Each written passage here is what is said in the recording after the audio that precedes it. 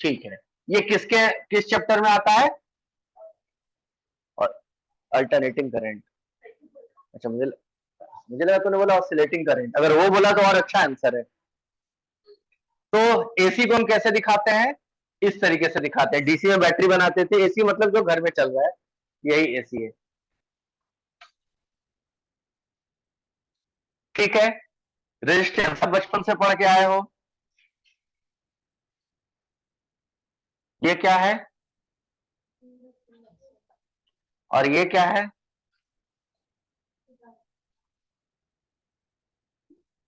Capacitor. ठीक है sir, इसका यूनिट क्या है? आर का यूनिट क्या है? एल का यूनिट क्या है? हेनरी। सी का यूनिट क्या है? कैपेसिटर तो पढ़ा था भाई डीसी सर्किट में, तो बोल तो फैराड। ठीक है, रेजिस्टेंस वैसा ही है जैसा डीसी में था। ठीक, पहले एसी और डीसी में क्या फर्क आ गया? एसी और डीसी में फर्क किस बात का आ गया? क्या डायरेक्शन में क्या फर्क? बहुत पानी गिरा दिया मैंने। डायरेक्शन का क्या फर्क आ गया? ऑसिलेटिंग है ना, दोनों डायरेक्शन में जा रहा है, प्लस माइनस। तो जब कोई चीज ऑसिलेट करेगी तो उसमें क्या आ जाएगा? ऑसिलेशन में सबसे पहले क्या आ जाएगा? कोई भी चीज ऑसिलेट कर रही है तो क्या हो जाएगा? उसकी फ्रीक्वेंसी आ जाएगी, फ्रीक्वेंसी मैटर करने लगेगा, यही ना? यानी पर सेकेंड कितना बार वो मीन पोजीशन को पास कर रहा है, यही मतलब है। डीसी का फ्रीक्वेंसी कितना होता है? 0। मैंने सवाल क्या पूछा था?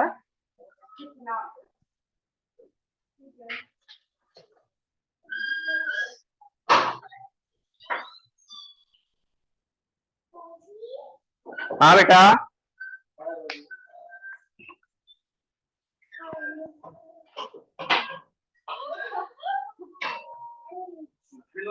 आजा बेटा, कहीं भी बैठ जा, कहीं भी बैठ जा। हाँ बेटा, रख दे।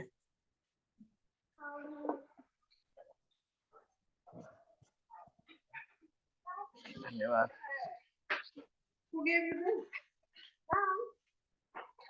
हीरा एनुअल डे का प्रैक्टिस करके आ रही है अभी।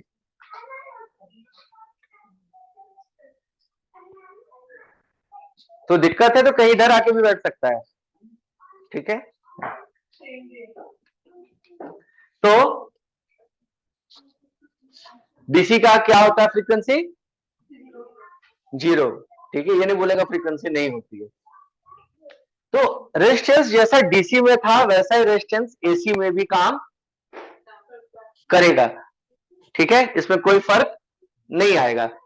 क्यों? क्योंकि ये फ्रीक्वेंसी इंडिपेंडेंट होता है, फ्रीक्वेंसी पे डिपेंड नहीं करता। लेकिन इन दोनों को क्या हम बोलते हैं? इन दोनों के इफेक्ट को क्या बोलते हैं? रिएक्टेंस। रिएक्टेंस क्या है? जैसा रेजिस्टेंस है, अपोजिंग नेचर, करंट को अपोज करने का नेचर जो रेजिस्टेंस का है, वैसा ही नेचर इन दोनों में भी हिडन नेचर होता है, जिसको बोलते हैं रिएक्टेंस। और वो किस पे डिपेंड करता है? फ्रीक्वेंसी पे। तो ओमेगा क्या है? एंगुलर फ्रीक्वेंसी कितना होता है? यानी नॉर्मल फ्रीक्वेंसी जो हर्ट्ज में आप कैलकुलेट करते हैं, उसमें जब आप 2 पाई मल्टीप्लाई करेंगे तो क्या बन जाएगा? ये क्या यूनिट होगा ओमेगा का? ओमेगा का यूनिट रेडियंस पर सेकेंड। ठीक है, या इसी को हम क्या लिख सकते हैं? Capital T. फ्रीक्वेंसी का उल्टा लिख सकते हैं। क्लियर, समझ में आ रहा है? ओके, तो रिएक्टेंस 2 हो जाएगा, एक हो जाएगा एक्सएल और एक हो जाएगा, यानी कि इंडक्टर का रिएक्टेंस और कैपेसिटर का रिएक्टेंस। तो इसकी वैल्यू कितनी हो जाती है?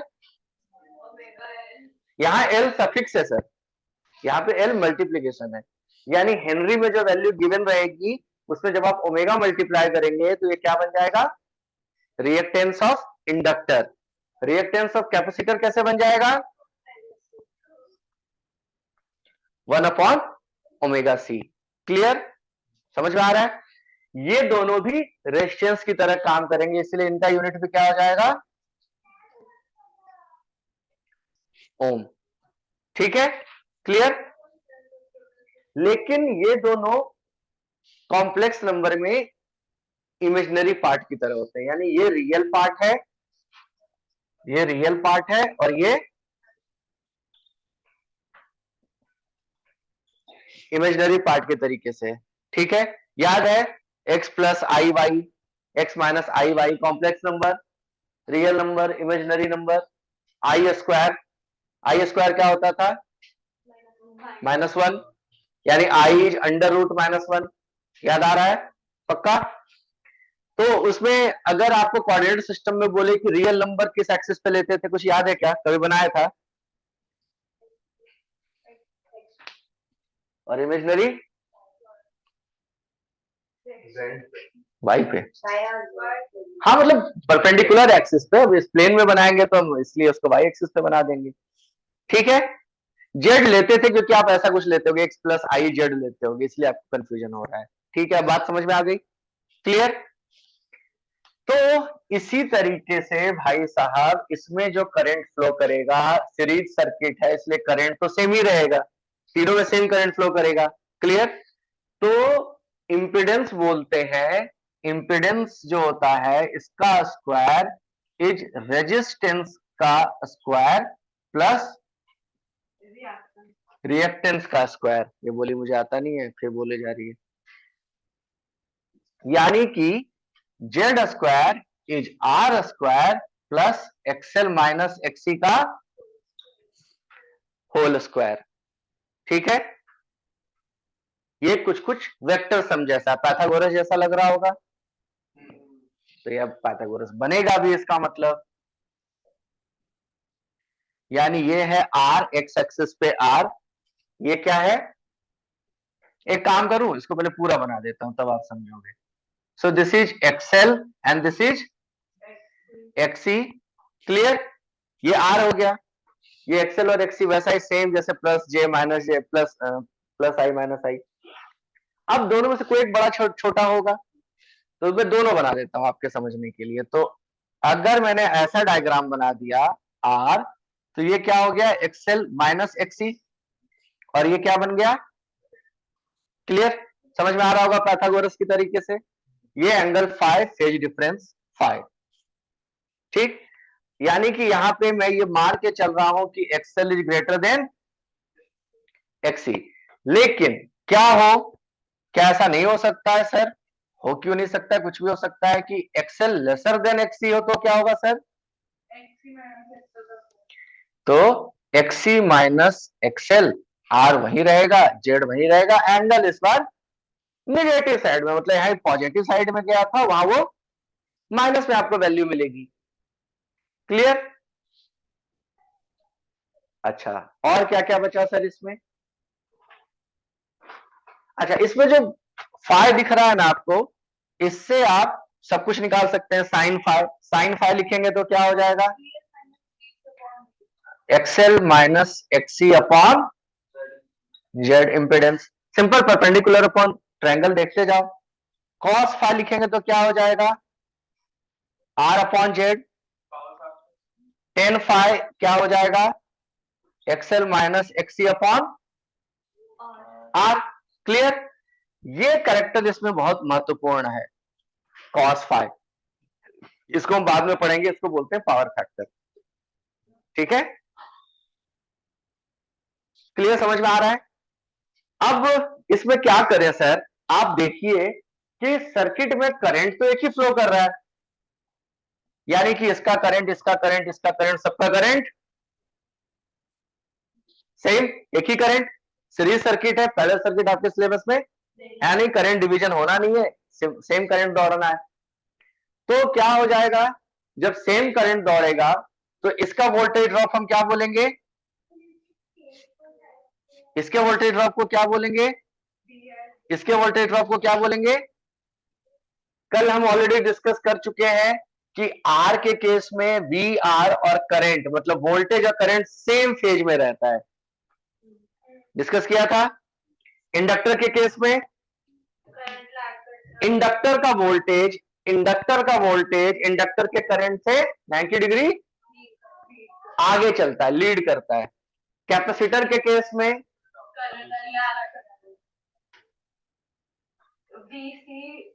वोल्टेज लैग करता है, यानी कि इसका वोल्टेज 90 डिग्री करंट से पीछे चला जाता है।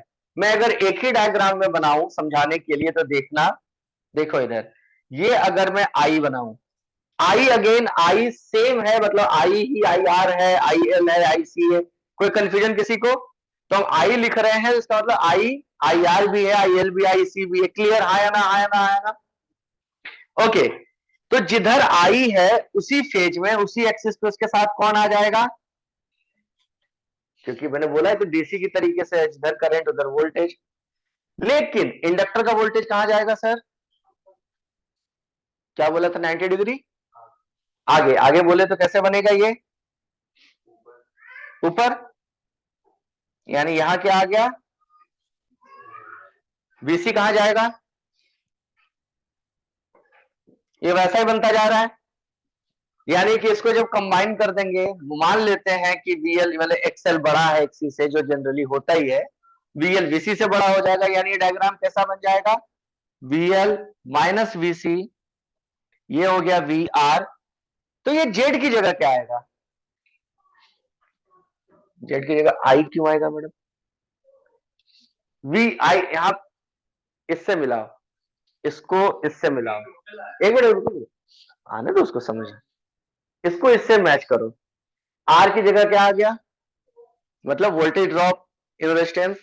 यहां पे इस एक्सिस पे क्या आ गया? किसकी जगह पे?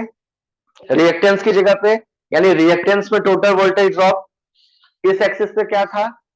जेड क्या होता है? क्या होता है? इंपीडेंस। कंबाइंड रेजिस्टेंस, सब तरह का 19-20 मिला लो, मसाला वसाला, यानी सब मिलके जो ऑफर करेगा रेजिस्टेंस, उसको हम क्या बोलते हैं? इंपीडेंस।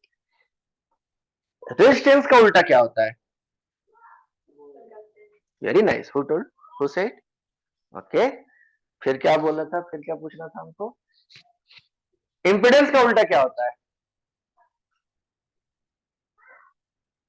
तुम भी सोच रहे हो क्या? रेजोनेंस। इंपीडेंस के उल्टा को बोलते हैं एडमिटेंस। आपकी बुक में सब मिलेगा आपको। रिएक्टेंस के उल्टा को क्या बोलते हैं? सोच के बताना, ढूंढ के। सबका उल्टा होता होगा ना भाई, जब रेजिस्टेंस का उल्टा होता है तो सबका ही होता होगा। एनीवेज, तो मैडम यानी कि इंपीडेंस क्या था? नेट कैलकुलेशन, सारा रेजिस्टेंस रिएक्टेंस सब तरह का मिला के। तो यहाँ पे इस एक्सिस पे फिर ये क्या आ जाएगा?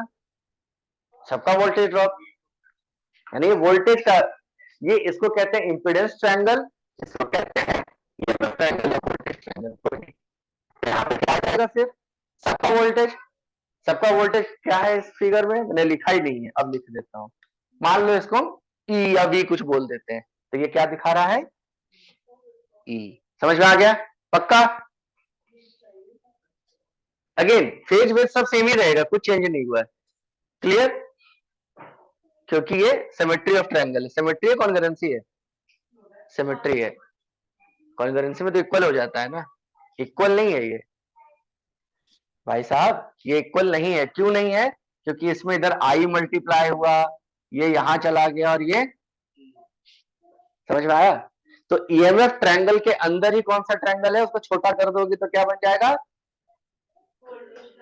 ये इंपीडेंस ट्रायंगल। और इंपीडेंस ट्रायंगल को बड़ा कर दोगे तो क्या बन जाएगा? समझ में आ रहा है क्या? पक्का? क्या क्या? मतलब बड़ा हो जाएगा तो ये हो जाएगा, अभी तो एक कोई भी जगह फोटो खोल के देना, कोई भी फोटो खोल के देना यार, फोटो। हाँ, ये फोटो है मैडम,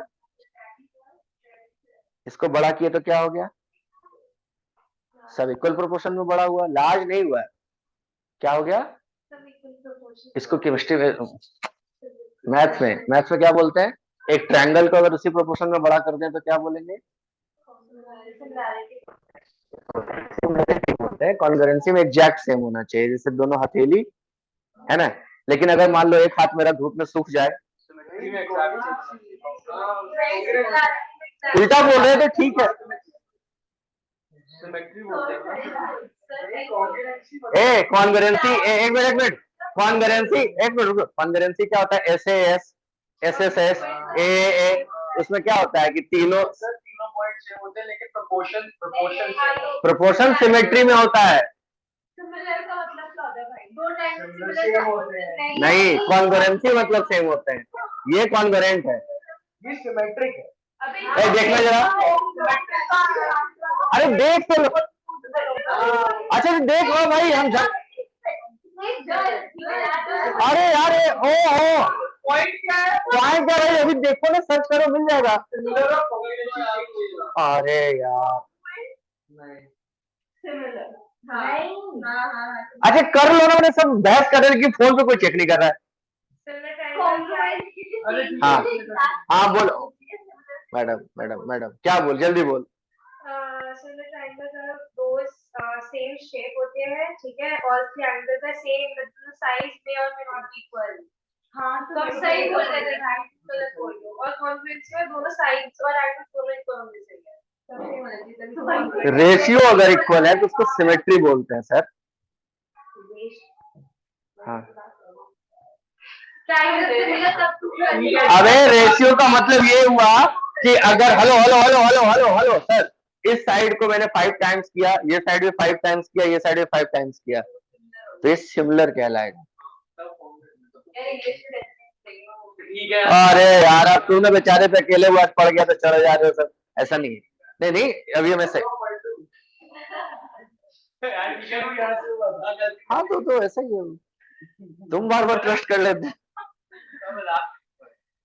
ऐसे लोगों को हमेशा अपनी टीम में रखो दूसरे की लंका जलाने के लिए।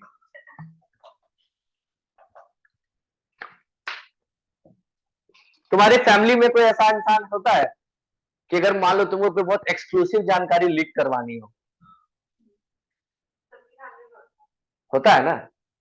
एक सुपर आज तक सबसे तेज जैसा कोई चैनल आपके घर में होता होगा, जिसको खाली जाके बोल दो कि मौसी तुम एक बात बताओ प्लीज, किसी को बताना मत। तुमको आधे घंटे तुम्हारे कान में कोई बात बता रहा होगा आगे के, एक बात बताओ किसी को बताना हो, तुम्हारा काम हो गया। ठीक है, तो ये भाई साहब वही है, समझ आया? चलो चलो चलो चलो चलो चलो चलो चलो सर, रखो रखो रखो रखो, सही है ना? फिर हम कोई नहीं, ये जो भी हुआ ये अच्छा हुआ, लेकिन ये कौन अपना गद्दी छोड़ के गया है? ध्रुव अपना, किस सालों बहुत मोशन में बढ़ रहे हो। ये विचारधारा है ध्रुव, ध्रुव एक व्यक्ति नहीं है, ध्रुव एक क्रांति है, वो रहे ना रहे। हाँ वो एक फेनोमेना है, ठीक है? तो मतलब बैठे बिठाए दूध पड़ा है तुम लोगों ने। हाँ बेटो, हाँ तुम लोग स्पीड ब्रेकर हो। हाँ कोई नहीं, मैंने क्या किया? हमारे ननिहाल के पास ना एक देवता है, ठीक है, मेरे पिताजी बोलते हैं, तो अपनी जवानी में कहानी सुनाते थे, अब हम अपने टाइम पे आ गए, नानी का घर। तो रास्ते में एक देवता है, ठीक है, उनका बहुत बड़ा मिट्टी का टीला है, मतलब बहुत बड़ा है। तो बना कैसे है? तो उनका नाम है ढेलवा गोसाई, मतलब गोसाई मतलब वो भगवान ढेला पत्थर। तो उसमें ये है कि उसमें जो मनोकामना है उसको लेके हम मारो उस पे, ठीक, पत्थर मारते मारते मारते मारते पूरा पहाड़ सा बन गया है। अभी भी लोग जाते जाते मार जाते हैं जिसको कुछ चाहिए, है ना? तो भगवान क्या सोचते हो, साले हमको मारते क्यों हो? कर दूंगा मनोकामना पूरी। तो मैं अपने घर का ढलवा गोसाई हूँ, ठीक है? चलो आगे चले, हर कोई होता है, आप भी हो जाओगे एक दिन, 10 साल बाद तुम्हारी जिंदगी भी यही होगी, ठीक है? 10 क्यों सर? नहीं कम से कम 15, तो आप 35 क्यों? 20 की मान तो फिर करोगे काहे के लिए? 20 तो 10-15 में फर्क कितना है? 19-20 का। 20-25 मिनिमम बोलो। करोगे फिर क्यों बे? तुम कौन सा बिल गेट्स बनने वाले हो कि 55 साल की उम्र में शादी हुई? या तो वो वर्जिन मोबाइल का मालिक कौन है? वर्जिन का मालिक कौन है? ये जोक समझ लो। रॉबर्ट बैंडन। हाँ, तो तुम मतलब 25 साल के बाद शादी करोगे तो करोगे क्यों? रिचर्ड, हाँ।